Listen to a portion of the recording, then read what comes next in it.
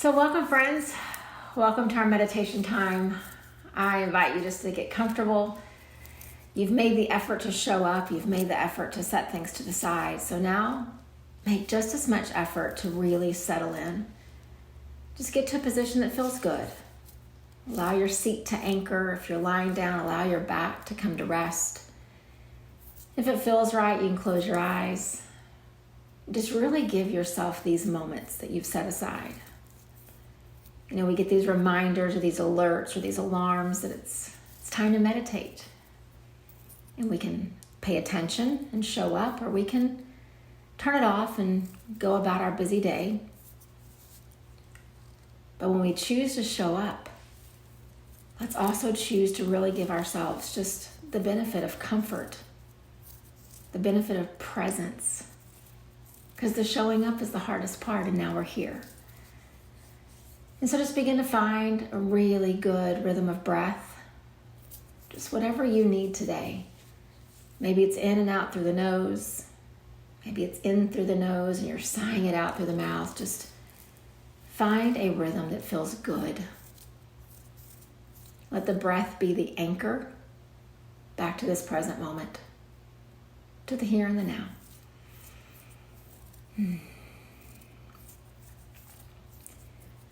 And we are headed toward the end of our exploration with this concept of karma yoga. We've sat with so many different angles of looking at it and so many different ways of being, so many different habits and patterns and behaviors associated with it. But today, what I'd like us to do is, as you are pausing your activity, as you are pausing the distractions and you are here, I want to talk about benefits. This idea of karma yoga as it relates to the topic of benefits. We were reading earlier the philosopher Seneca, one of the Stoics, who sometimes says things that don't always resonate, and then sometimes says things that just, it's like he's walking in my shoes. And he talked about this word benefit. And so I began looking up all these different definitions because I really wanted to dig into more than just the profit of what benefit is. And I found this beautiful definition. So as you're just breathing, feeling the benefit of that air filling up your lungs, just listen to these words. It says a benefit is something that produces good or helpful results and promotes well-being. Oh, that's something we all want in our lives. Something that promotes our well-being. And this concept of benefit, as Seneca so many years ago was saying it, he said a benefit should be kept like a buried treasure, only to be dug up in necessity. Nature bids us to do well by all. Wherever there's a human being, we have an opportunity for kindness. And then he goes on to explore this opportunity, and he says it's a mutual benefit. Where there's a human across your path, you have an opportunity for kindness. And there is this mutual benefit that you receive and they receive. It's not a benefit like a payment or a profit. It really is what this other definition said. It is promoting the well-being of both. Oftentimes we might pause and smile or say good morning to someone or try to greet them and do something kind, and we get a reaction back that's not the same. But the deeper I begin to study and look at this quote, what he's saying is, it's not about the response you get. There is a benefit for you, and there's a benefit for them, no matter how they receive it. You've chipped away a little bit of their armor. You've lessened one bit of pain in their day. You've caused them for just a split second to have their faith in humanity restored. There really is a benefit to our being kind. And I don't know about you, but I've been checking myself a lot lately of how easy it is to complain. Most often about people's behavior and their actions. And I have a feeling I'm not the only one that's a little bit guilty of that. People do things and they disappoint us, and it's really hard to think about kindness and benefits and well-being because we get so focused on the action and we forget to see the human. But so many years ago, Seneca, in his wise way of being, said, everywhere there's a human, there's an opportunity for kindness. In relating it back to karma yoga, I would say that everywhere there's an opportunity for kindness, there's the opportunity for benefit, for mutual well-being for you and for them. And so I wonder, how do we move beyond this part of our humanity that gets frustrated by people, that gets disappointed by people, that always wants to react? How do we see the human first and their behavior second or third, or maybe not at all? And we offer them kindness no matter what. And I pose that question to you as much as I pose it to me. Wherever there's a human being, there's an opportunity for kindness.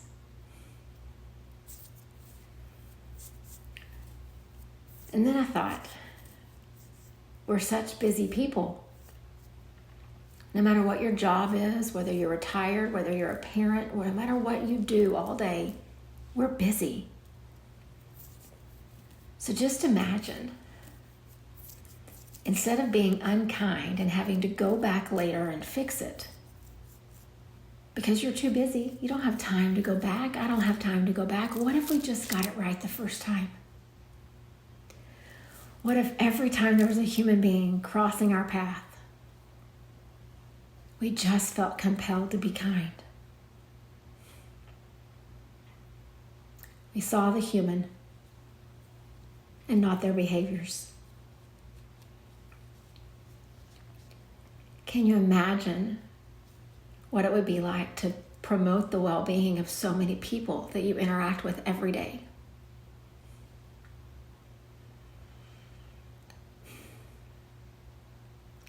So I want to just pause for just the next little bit and just let us each just reflect. Do you see the human first? Or do you see their behaviors? Do you extend the kindness and expect kindness to come back to you? And how do you feel when people disappoint you? When they don't show up the way that you had hoped or you'd expected?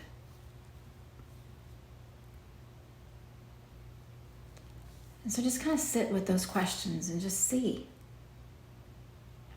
How do you see this practice really propelling us to act differently, to see differently, and ultimately to be different? So let's just pause and just see what comes up in your mind's eye, see what comes across your heart.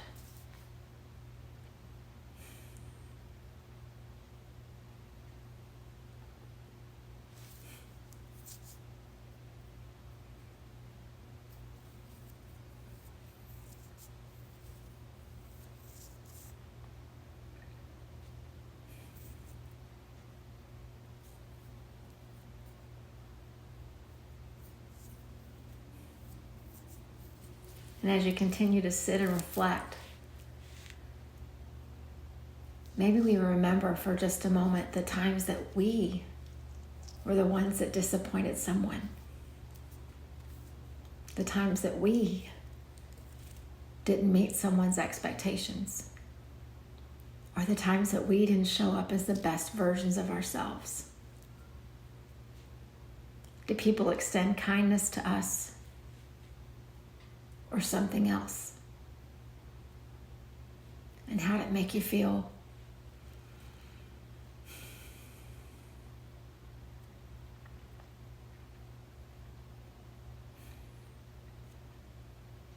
And then I would invite you to go back to noticing your breath. And let's just take a slow, deep breath in together. And then sigh it out. And a slow breath in. And a full breath out. And one more breath in. And then breathe out. This breath is our reminder that as the exhale finishes, the moment passes. And as the inhale comes, that's our chance to do differently, to act differently, and to be different. Every single moment we have a new choice and a new chance to show up in a way that reflects this practice that we show up for again and again. So how do we, once we return to normal activity and start interacting with people and drive alongside them on the highway and live with them in our homes and work with them alongside our desk, how do we see the person, the human, and the opportunity for kindness every single time?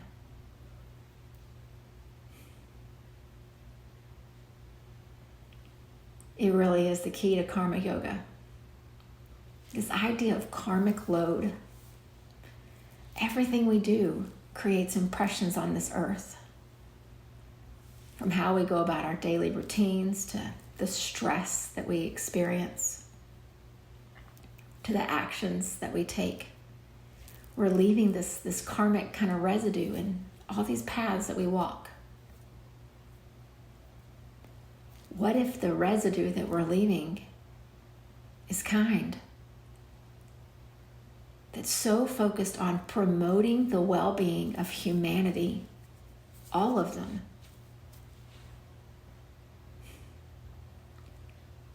That all we can see is the human. We can't even see the behavior.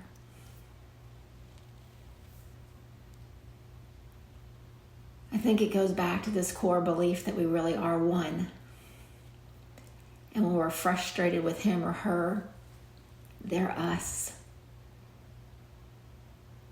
And when we're not kind to him or her, they're us. And that's where I think Seneca was talking about this benefit. Because when we are kind, they're us. When we are compassionate to them, they're also us. What a way to move through this world. And so let's just pause now and just continue to breathe, knowing that the moments before of the disappointment and all the things, they've passed. This is a new moment here. Breathe into it. See the potential. And think about this life lived where every human being you see is an opportunity for kindness.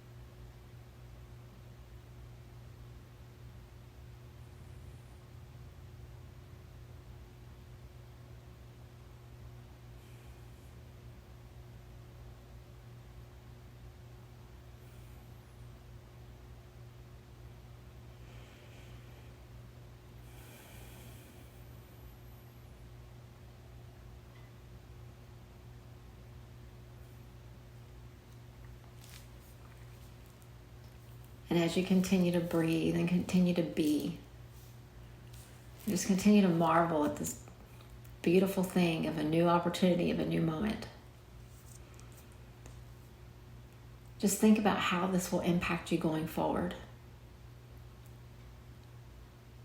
How will you begin to see the human beings and extend kindness to every one of them? Just keep sitting with that idea. Keep sitting with that challenge, with that nudge. And then begin to dream into the impact of this mutually beneficial promotion of well-being for them and for me, for them and for you.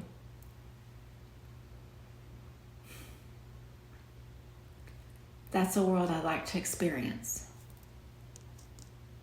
But it's going to require me to show up a little differently, act a little differently, and be a little different.